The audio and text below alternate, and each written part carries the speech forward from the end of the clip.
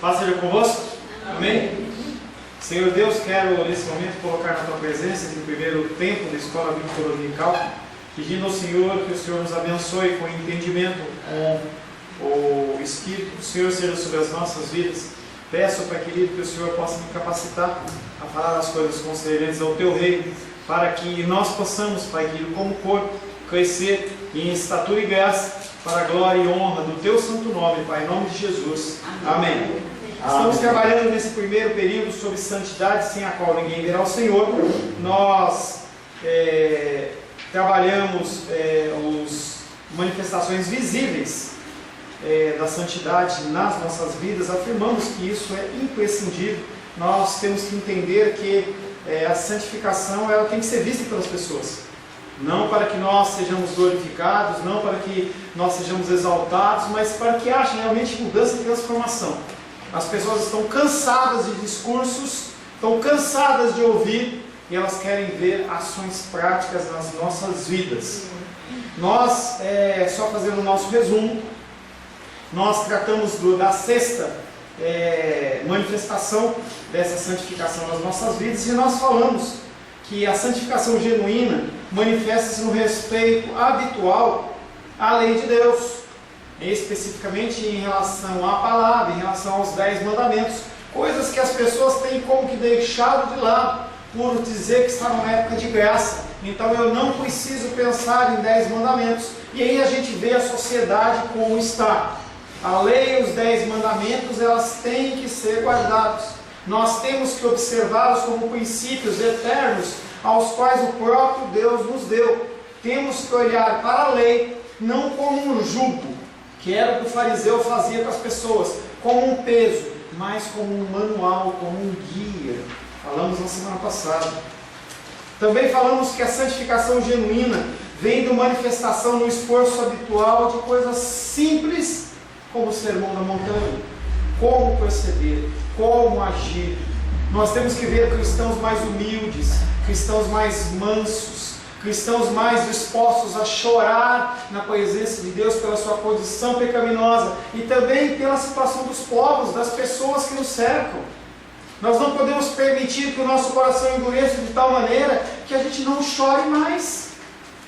E as pessoas elas têm se endurecido, cada vez menos eu me preocupo com o outro. Não tem essa oração que nós pedimos para o irmão da Cláudia como uma oração só de agora. Passe a semana inteira orando, entendendo que poderia ser o seu irmão, ou a sua irmã, ou o seu pai, ou a sua mãe. Se você tiver isso na sua mente, eu tenho certeza que você vai lembrar de orar. Aleluia. A partir do momento em que você fala assim, eu já orei, está tudo certo, teu coração vai estar demonstrando dureza, falta de sensibilidade com o ser humano. Nunca tive câncer na família, não sei como que é. Mas eu sei que, independente da gente ter sentido ou não sentido, diversos tipos de dores, dificuldades assolam a nossa vida e o nosso coração. E nós precisamos ajudar os nossos irmãos em oração. Nós temos isso, devemos ter isso como um dever prático. Nós temos que colocar isso como uma coisa prática nas nossas vidas, como acordar, escovar o dente, lavar o rosto, se alimentar, coisas naturais e práticas. A palavra de Deus diz: vós sois meus amigos se fazeis o que eu vos mando. E Ele não está pedindo para você fazer, Ele está ordenando apenas para os filhos. Se você não é filho de Deus, se você não é filha de Deus, você está liberado dessa oração, tá? Mas se você é filho de Deus, Ele ordena que a gente ore. Isso é uma manifestação de amor pelos outros. Nós temos uma obrigação de, dentro das nossas possibilidades, diminuir a tristeza das pessoas ao nosso redor. Você não tem que, entre aspas, se preocupar com o cara que está lá na China, no sentido prático. Ore, se puder abençoar, de uma forma missionária, abençoe. Mas se você cuidar daqueles que estão à sua volta, você já fez uma grande parte. Família, amigos, pessoas da igreja, pessoas que você tem contato. Em nono lugar, nós falamos que a santificação genuína manifesta-se especialmente mediante a submissão à vontade de Deus, quando nós nos suportamos. Confesso que é muitas vezes difícil a gente suportar um ou outro. Dentro do ambiente da igreja não é tão difícil assim, porque aqui parece que é um ambiente de santidade, né? Então ninguém tem problema, ninguém tem dor. Você pergunta para a pessoa, como é que você está? Estou tudo bem, tudo jóia, entendeu? E aí eu estava, no comecinho, a Cláudia estava falando sobre o profeta, né? Como é que você está? Vai tudo bem, vai nada, entendeu? Nós temos que nos submeter à vontade, à vontade e ao desejo de Deus, à ordenança de Deus, nos suportando. Pô, meu irmão está de novo falando, não, vamos suportar, vamos continuar ouvindo, vamos continuar dando a força, vamos continuar orando. A gente tem que entender que nenhum de nós é escolhido por nosso mérito, e por esse motivo nós devemos continuar pedindo, orando pelas pessoas e suportando as pessoas nas suas dificuldades. A santificação genuína é algo que pode ser visto, tem que ser visto. Vou lá, cortei o cabelo. Pô, pera um pouquinho, não estou vendo nada. Ah, eu pintei o cabelo, que nem a Claudinha, pintou o cabelo. Não estou vendo diferença nenhuma. Mas pastor, ontem eu estava com o cabelo castanho escuro, hoje eu estou com o cabelo clarinho. Não vê diferença? Não, a gente tem que ver essas diferenças nas pessoas. A santificação genuína é algo que pode ser visto, e os seus sinais manifestam a existência de uma pessoa santificada, e essa afirmação ela é mais pesada do que parece. Porque quando você não manifesta sinais de santificação, isso quer dizer que você não é santo. E sem santidade, ninguém verá o Senhor. Meu pastor que é mais santo. Só para ficar registrado, todo mundo, eu já contei essa piada para todo mundo, mesmo para a Glenda. Tem que rir. Para todo mundo eu falei. Chegamos aqui, a faxineira não tinha limpado, aí eu fui fazer uma limpezinha ali, e eu constatei a seguinte coisa: a sujeira é maior do lado de vocês do que aqui do meu lado. Por quê? Você é mais santo. Claro. Mas é o seu erro. Tem? Ai, Se o Deus. senhor souber o que eu li hoje a respeito dos pastores, eu chorei. Pode chorar, porque a coisa é pior do que você leu, tenho certeza. Pois é que é, o senhor já sabe, né? É pior. A Edilene também, ó, a Edilene riu. Obrigado, Edilene. Como último tópico desse item de santificação, dentro do tema de santidade, nós vamos falar sobre a distinção entre justificação e santificação. São duas palavrinhas que parecem que são sinônimas, mas elas não são, e é importante para você saber o que é. A distinção entre justificação e santificação. Primeiro, são coisas diferentes. Porém, há coisas que elas são semelhantes e há coisas que elas são divergentes. No que elas são semelhantes? Primeiro, ambas procedem da graça gratuita de Deus. Tanto justificação, eu vou falar o que é cada uma, tanto justificação como santificação não procede de você. Não nasce em você, nasce de Deus. É graça gratuita, parece redundância, mas é uma graça gratuita, porque as pessoas elas acham que a graça ela pode ser comprada. Então eu falo graça gratuita. Tanto justificação como santificação procedem de Deus. Segundo, ambas fazem parte da obra da salvação de Jesus Cristo, dentro do pacto eterno, em que Ele resolveu realizar em favor de mim e em favor de você. Cristo é a fonte da vida, de onde fluem tanto o perdão dos pecados, justificação, como também a nossa santificação, nosso crescimento espiritual. Tanto a raiz de uma como de outra, de forma gratuita, procede de Deus. Terceiro, ambas podem ser encontradas nas mesmas pessoas. Como é isso, pastor? Todo mundo que é justificado já tem iniciado no seu coração um processo de santificação. Não há como você dizer, olha, eu sou justificado, eu sou salvo e eu não tenho nada de santificação. Ou eu sou uma pessoa santa, mas eu não tenho os meus pecados perdoados. E isso vai dar balizamento para as suas orações Quando você fala, ai, eu não presto, eu não estou salvo, não. Ou você, se você tem um, você tem o outro. Não tem como não ter as duas coisas juntas, porque todas as duas procedem de Cristo. Aqueles que são justificados também são santificados. Aqueles que são santificados também são justificados. Deus uniu essas duas realidades espirituais que não podem ser separadas por nenhum ser humano. Quarto, ambas começam ao mesmo tempo, não é depois do tempo. A partir do momento em que você é chamado por Deus, você é justificado, os seus pecados eles foram perdoados, você está apto a buscar uma vida de santidade, porque o Espírito Santo ele já mora dentro do seu coração. É algo gratuito. Você foi chamado por Deus, você ouviu a voz dele, reconheceu ele como Salvador, porque ele mesmo já embutiu essa fé no seu coração, e você começa um processo de indignação consigo mesmo. Não tem como você permanecer na mesma. Se você vê uma pessoa que foi batizada e ela continua nas mesmas práticas, continua no mesmo proceder, e aí você tem que ter muita sobriedade numa análise dessa, não no sentido de julgar para destruir, mas no sentido de julgar para ensinar, que é o que nós estamos falando domingo à noite.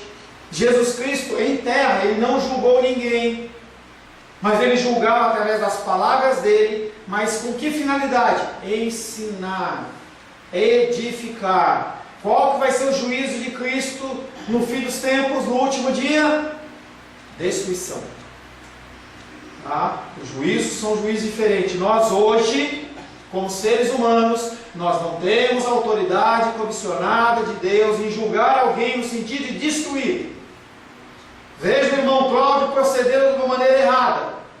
Eu o exorto, eu chamo a atenção dele, mas o meu objetivo não é escandalizar ele. O meu objetivo não é que as pessoas escarneçam dele, taquem pedra nele, mas para que ajudem ele a levantar. E essa diferença é crucial no julgamento do cristão nos dias de hoje. E nós não executamos esse julgamento, executamos qual? Destruição.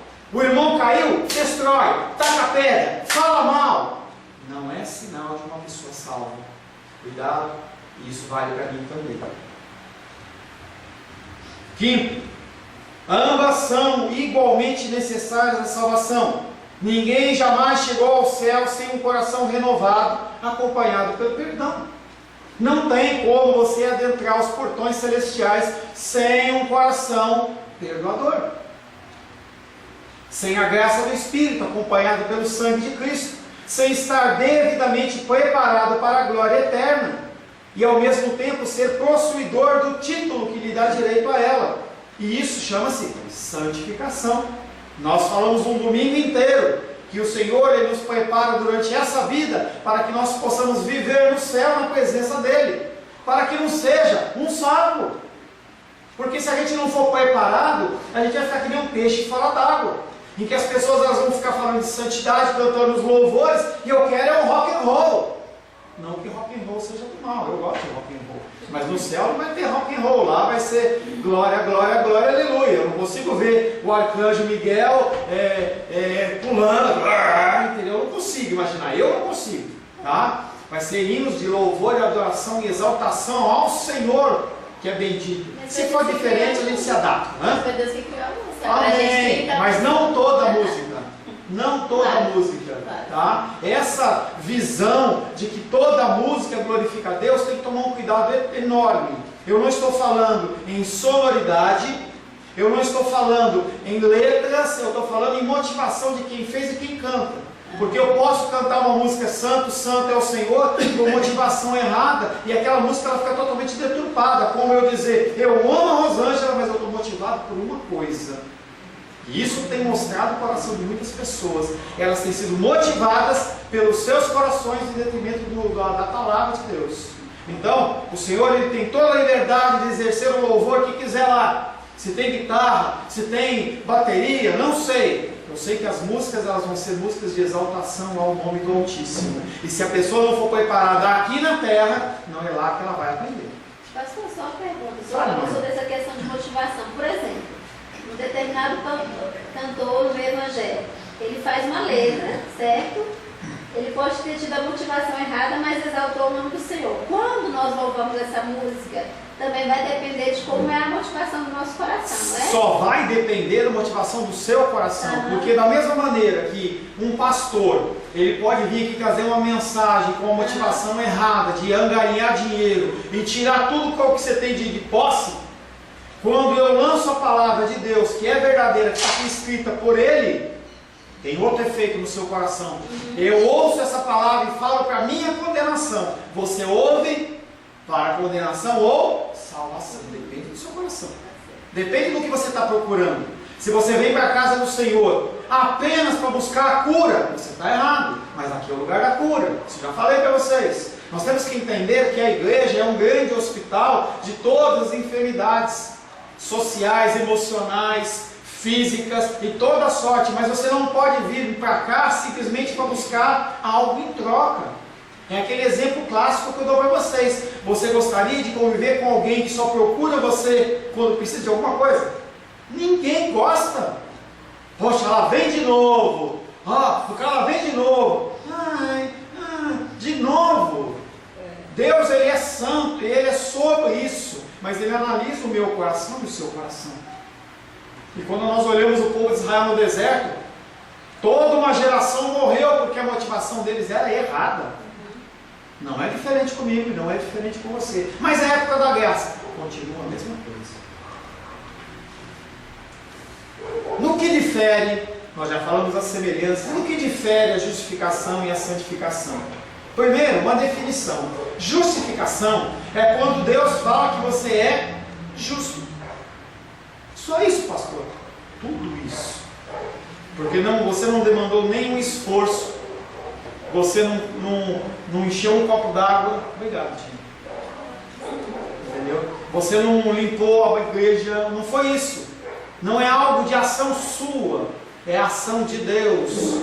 A justificação é quando Deus declara que um homem e mulher são justos com base nos méritos. Méritos de quem? Jesus. Não é nada. Não é nada. Você está devendo um dinheiro lá no Éster. As pessoas olham e falam, lá vai a Maria dos Reis que não paga as contas dela. Safada! Aí você vai lá para quitar. O pastor Paulo já passou lá e pagou. Ou seja, você foi declarado o quê? Limpo o seu cadastro. Não tem como alguém falar assim, a Maria dos Reis não pagou a conta no Éster. Está pago. Quem que vai mostrar lá no SPC ou será? Está pago. Esse é o mesmo contexto. Eu sou declarado justo por causa do sacrifício de Cristo, porque o meu sacrifício é nada. O que a gente não entende é por que ele fez isso. Aí é o que nós estamos estudando no segundo módulo, que é o ser de Deus. E hoje nós... Continua pelejando, porque a mesma coisa que você faz, eu faço e é errado. E a gente erra, e a gente continua tropicando, e o Senhor olha e se agrada como um pai vendo uma criança querendo aprender a andar, em que tenta levantar, cai, tenta levantar, cai, tenta levantar, cai. Motivação do nosso coração. Eu quero acertar. O Senhor, ele olha no teu coração e fala, Glenda, você quer acertar ou errar? Ele vai ver. Eu posso falar o que eu quiser, mas ele olha o coração dela e fala assim, ela está querendo o quê? Acertar ou errar? Opa, está querendo acertar. Independente do que todo mundo fala, eu tenho ela como uma filha amada. Acabou. Lindo e maravilhoso. A justificação é quando Deus declara um ser humano justo, com base nos méritos de outro homem, a saber, Jesus Cristo. E a santificação é o desenvolvimento progressivo nosso de uma justiça que Ele mesmo colocou no nosso coração. Você recebe esse presente e você não tem como deixar de cuidar disso. É como se fosse uma plantinha. É como se fosse uma plantinha que você vai regando, você vai cuidando. Tem um bichinho ali, você retira. O galinho está mais sequinho, você vai lá e corta. Você está cuidando. É como a minha santificação. E se você deixar a plantinha, ela morre. A bondade e a misericórdia de Deus é que a nossa santificação, ela não morre, ela vai ficar daquele jeito, minguadinho. E você vai passar uma vida miserável, Nós vamos passar uma vida miserável. Não estou falando de salvação, porque a justificação independe. Mas você poderia ter feito muito mais. Ontem teve um evento lá na favela. Jesus, como é que é o nome lá? Jesus Revolution. E aí aquele pastor entrou na favela, e aí colocou break, e colocou não sei o que, e pôs um monte de coisa, as pessoas fazendo grafitagem. Não lembrei de você, Ravena. Não lembrei de você. Você ia encaixar direitinho nesse projeto. Entendeu? Nem lembrei, mas quando tiver o próximo eu vou lembrar disso. Entendeu? E aí o que acontece? Hein? Hã? Então o que acontece? A pessoa ela começa a fazer um trabalho mostrando para os favelados que há outras opções, que há outras oportunidades. E aí serve uma pizza, serve não sei o que, junta um de um outro, fizeram um dia agradável para a comunidade, para eles terem esperança. É maravilhoso isso. Mas não muda nada o ser humano se não tiver já Cristo. Tanto que o cerne desse projeto social é alimentar, e nós recolhemos alimento. É vestir, nós recolhemos vestuário. Mas é falar de Cristo para essas pessoas. Porque aqui, na segunda-feira, esse dia alegre, de pizza, de dança, de não sei o quê, não tenha sido apenas mais um dia, mas seja algo que venha gerar toda uma transformação. Segunda mudança, segunda diferença. A retidão que recebemos mediante a nossa justificação não é nossa própria, mas é a perfeita retidão do nosso grande mediador Jesus Cristo, atribuída a nós e tornada somente através da fé. Você não tem que fazer nada, não tem que comprar, você não tem que agir, mas você recebe de graça. Porém, a retidão que temos por meio da santificação é a nossa própria retidão. Porque nós trabalhamos uma retidão, é a plantinha que nós vamos regando ela dia a dia, com estudo, com leitura, com meditação, com obra social, com busca da presença do Senhor. Terceiro, na justificação as nossas próprias obras não desempenham qualquer papel, e você pode ir em 10 mil programas sociais que não vai fazer nada de diferença em relação à sua justificação, porque o sacrifício não é seu. Ontem estava Seba, Glenda, Claudinha, Edilene e Rosângela. Estava quente? Estava. O sacrifício de vocês não comprou a justificação. Não comprou. Mas nós temos que fazer. Na justificação, as nossas próprias obras não desempenham qualquer papel, e a simples confiança em Cristo é a única coisa que se faz necessária. Eu creio. Por isso que o ser humano tem dificuldade. Ele está acostumado a fazer o quê? Você me dá 1 quilo de carne, eu te dou R$30. Entendeu? Você aluga esse espaço aqui para mim, beleza, eu estou aqui. Aí amanhã eu vou pagar o aluguel, 2.000 e pouquinho. Beleza, então é troca. Quando vem alguém oferecendo algo de graça, a gente fica assustado. Mas a justificação é gratuita. Você não tem que pagar. Não tem como você comprar. Na justificação, as nossas próprias obras não desempenham qualquer papel. A única coisa a se fazer é a fé. Na santificação, diferentemente, as nossas próprias obras revestem-se de importância. Tiago diz: mostra para mim a tua fé sem obras, que eu vou mostrar a minha fé através das obras, através do que eu creio, como que eu ajo. Porque você fica falando, é muito lindo e maravilhoso, só que a prática é o que vai mostrar o que você realmente é. Eu sou santo, eu sou erudito no falar, eu só falo com a voz de Cid Moreira. A Diane liga para mim, eu xingo ela. Opa, como é que é isso? Não encaixa. A prática é diferente. Fora desse ambiente, como funciona? Como fica? Quarto, a justificação é uma obra terminada e completa. Não há mais nada a fazer. Você não acrescenta 1 centavo, 1 centímetro, 1 grama, 1 litro na sua justificação, porque Deus, Ele já cumpriu através de Jesus Cristo. Nada. Já sou justificado. Você já é santo. Por Deus, Ele olha para você e não vê você.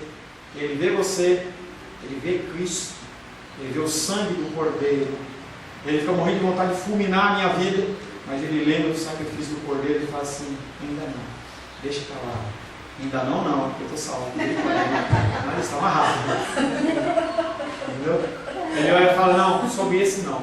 Tem uma passagem de Apocalipse que diz que, acho que é Apocalipse, que as pessoas, seres vão ser liberados para procurar pessoas que não têm um selo, uma marca na testa. Não é uma marca que você caiu e bateu a cabeça na quina, não. Entendeu? É uma marca espiritual do sangue do Cordeiro na sua testa. Vai fazer mal só aqueles que não têm. Aqueles que têm, eles serão poupados. Na santificação, as nossas próprias obras são importantes. Deus ordena que nós lutemos. Deus ordena que nós vigiemos, que nós creiamos e que nós nos esforcemos. A justificação é uma obra terminada e completa. E um crente está perfeitamente justificado no momento que ele diz, eu creio.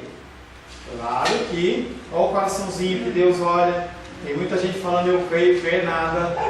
Eu creio nada. Crê nada. No entanto, a santificação, ela é uma obra imperfeita, comparativamente falando. Jamais nós chegaremos a uma plenitude como a de Cristo, mas nós caminhamos em direção a Ele. Quinta diferença. A justificação não admite qualquer desenvolvimento ou aumento. Um homem está tão justificado na hora em que vem a Cristo, mediante a fé, como será por toda a eternidade. A santificação, contudo, tem natureza progressiva, admitindo um crescimento e uma ampliação contínuos. Você cresce numa medida diferente de mim, diferente do teu irmão do teu lado, mas você cresce sempre em direção a um alvo, sempre crescimento, nunca caranguejo. Já viu caranguejo? Não, sem caranguejo. Tá? A justificação tem uma referência especial à nossa pessoa, à nossa posição diante de Deus e à nossa libertação da culpa. Justificação diz, fulano está justificado, limpo, não deve mais nada. Se às vezes fulano, aquele extra, não tem mais conta nenhuma para pagar, porque foi pago. A santificação nos torna adequados para habitar o céu, nós já falamos sobre isso. Quinto, sexto, sétimo. A justificação é um ato de Deus ao nosso respeito, não podemos ser facilmente percebido pelas outras pessoas. Ninguém sabe se você é salvo. Você não sabe que se ninguém é salvo, você não é. Por obras, você não identifica. A pessoa pode ser uma pessoa que esteja fazendo obras apenas por uma motivação pessoal. Como eu já dei esse exemplo para vocês. Quando você vai numa favela, não especificamente na Candanga, mas pega o Morro do Rio e tudo mais, os traficantes são pessoas que são levadas em alta conta, porque eles são aqueles que ajudam, aqueles que alimentam no dia do aniversário, da necessidade de medicamento, eles que fornecem. E muitas vezes eles fazem isso o quê? Para acalmar a maldade que eles fazem no tráfico de drogas. Não quer dizer que eles são bons. Espíritas fazem a mesma coisa. Evangélicos fazem a mesma coisa. Fala, meu amor. Meus vizinhos são espíritas. Eu nunca convivi com pessoas tão boas como aquelas. Elas parecem que não existem, mas se precisar de amor, está ali, estende a mão. É uma coisa maravilhosa. Eu nunca ouvi um barulho assim dele falando alto com ela ou ela com ele. Nunca. É assim, e mora a família junto, o marido, a filha e o genro, tudo lá junto. E não tem vida, não tem nada, neto e tudo. Eu acho que lindo. É lindo, só falta Cristo. Eu não conheço o coração deles, não conheço a crença deles, não conheço. Por isso que eu não posso dizer não é. Não tem como você dizer não é. Você olhar uma pessoa que está no engano, não é. Pode não ter sido chamado ainda, ou pode estar ali no corpo, não sei. Por isso que justificação nós não temos como dizer é ou não é. É ou não é. Eu não tenho como dizer que qualquer um de vocês é cristão, não tem. Eu vejo os procedimentos, eu vejo sinais. Então eu posso afirmar, olha, eu acho que é, entendeu? Eu acho que é, mas eu não tenho como afirmar. Por isso que quando Cristo dá a ordenança para a gente pregar o Evangelho a toda criatura, e não a criatura que eu acho que precisa ou que não pode. A santificação, ao contrário, é uma obra de Deus dentro de nós, não podemos ser ocultada em suas manifestações externas aos olhos dos homens. Não tem como você esconder a ação de Deus na sua vida, na santificação. Não tem como. Não tem como você falar assim, eu sou menos paciente do que agora, do que quando na época que eu tinha Cristo. Não tem como. As pessoas têm que identificar em você mudança e transformação. Aquele que participa de uma, participa também da outra. A natureza e os sinais visíveis da santificação foram salientados diante de nós, já falamos em alguns domingos. Mas agora eu quero apresentar, para a gente finalizar quais são as questões práticas. O que é prático em relação a isso? Primeiro, antes de tudo, devemos despertar a percepção do estado perigoso de muitos cristãos professos. Sem a santificação, ninguém verá o Senhor. Eu já sou salvo, não preciso fazer nada. Cuidado.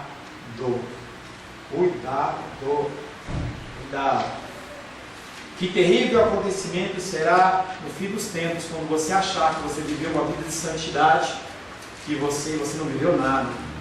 Eu já tenho falado isso, Jesus olha para mim, olha para você e fala assim: não te conheço. Cuidado. Segundo, certifiquemos acerca da nossa própria condição, jamais descansando enquanto não sentirmos e soubermos que estamos santificados, e esse é um trabalho para a vida inteira. Dia após dia nós temos que ver as nossas vidas, as nossas ações e julgar segundo a palavra. Nós temos que fazer essa análise. Não pode dizer não tenho tempo, não pode dizer não dá, entendeu? Claudinha falava para mim agora pela manhã que a mamãe dela ia vir, inclusive estou com saudade dela, mandar um abraço para ela, mas ela deixou de vir para ela ir lá dar o suporte para o filho dela que está colando câncer. Essa análise, ela tem que ser feita dia após dia, porque você não sabe o dia de amanhã. E ela não chegou e falou assim: olha, amanhã ele está bem, eu vou lá, entendeu? Hoje eu vou. Não. Ela entendeu, mediu a situação e falou: eu ajo. E nós temos que fazer isso. Essa correção de curso das nossas vidas, ela tem que ser feita no dia. Senão a gente começa a acostumar. A gente começa a achar que é normal. Não é normal. O mundo começa a colocar uma forma em você, porque nós somos pressionados. Jesus foi pressionado pela sua família. A família dele achava que ele estava ficando louco, porque ele não dormia mais, só ficava jejum, só orava. Esse cara pirou. Os fariseus pressionavam ele: não, você tem que ser o Messias segundo o que nós queremos. E aí nós aceitamos você. Os discípulos pressionando ele: eu quero sentar à tua direita, eu quero sentar à tua esquerda. Você é o filho do Deus vivo, mas não vai fazer sacrifício não. Pressão, pressão, pressão. O povo pressionando Cristo: me cura, me cura, me cura. E Cristo lutando com o coração dele, porque ele também tinha coração. Ele em tudo foi tentado. Num certo momento da multiplicação dos pães, eles queriam fazer Jesus Cristo rei, e começaram: Jesus, Jesus, Jesus. E ele se afastou, porque ele sentiu o coração dele pesando. Em tudo ele foi tentado, e isso não é diferente comigo e com você. Todos os dias nós somos tentados. Todo dia a sociedade nos traz pressão. Você tem que ser igual, você tem que mudar, você tem que aceitar. Se você deixa passar, já era. Também, se queremos ser santificados, o nosso caminho deve ser claro e simples. Pare de se preocupar com coisas complexas. Nós nos preocupamos com muitas coisas complexas. Se preocupa com o simples. Cuida da sua vida. Cuida da vida da sua família. Cuida das pessoas que estão ao seu redor. Cuida das pessoas. Você se preocupa com o simples. Não adianta você se preocupar com o complexo, você não dá conta do simples. Não adianta você querer fazer uma refeição mega ultra, se você não consegue nem fritar um ovo. Aprende primeiro a fritar um ovo. Palavra de Deus para a sua vida. Frita o ovo primeiro. Frita o ovo. Aprende. Aprende. Coisa simples. O primeiro passo da santificação consiste em vir a Cristo e depois começar a ver o que Ele fazia e copiar. Entendo, não, deduzo, entendeu? Quando a Vera começou com os desenhos, primeiro você copiava desenhos? É normal. Você olha um modelo e aí você começa a copiar. Em sermões isso funciona também. Os primeiros sermões, você começa a procurar na internet e você procura uma palavra. E o que acontece é que você vai desenvolvendo, chega uma hora que você não precisa mais disso. Mas você passa pelo simples antes. Quarto, se quisermos crescer na santificação, tornando-nos mais santificados, temos que prosseguir continuamente, tal como nós começamos. Não pode diminuir o ritmo. Você tem que manter o ritmo. É como naquelas provas de maratona que a gente vê de São Silvestre. A pessoa, ela mantém, ela sabe o ritmo que ela consegue e ela mantém aquele ritmo. Quando chega no fim, ela dá aquele sprint final. Mas ela não vai reduzindo, porque ela sabe que se ela reduzir, ela vai indo, para. É algo que a gente tem falado muito com a titia. Serve para a Lourdinha também. O que acontece é com pessoas que estão com problema de mobilidade quanto menos se movimentar, menos se movimenta. Menos se movimenta. Então, ele foi buscar ela no apartamento, parece cara ruim. Se o cara estava olhando pelo olho, eu falei, o cara é ruim. Então ela saiu e foi apoiar na parede. Eu falei, não apoia na parede. Por que você apoia? Porque estou tal. Não apoia, eu estou aqui, não deixo. O que acontece? Ela vai se esforçando e continua. Se deitar, não levanta mais. É uma luta contínua a nossa espiritualidade. É uma contínua luta. Eu vou avançar mais um pouquinho para a gente terminar esse tema. Depois a gente muda o horário, tá? Acrescente-se a isso que não devemos esperar muito dos nossos corações aqui neste mundo.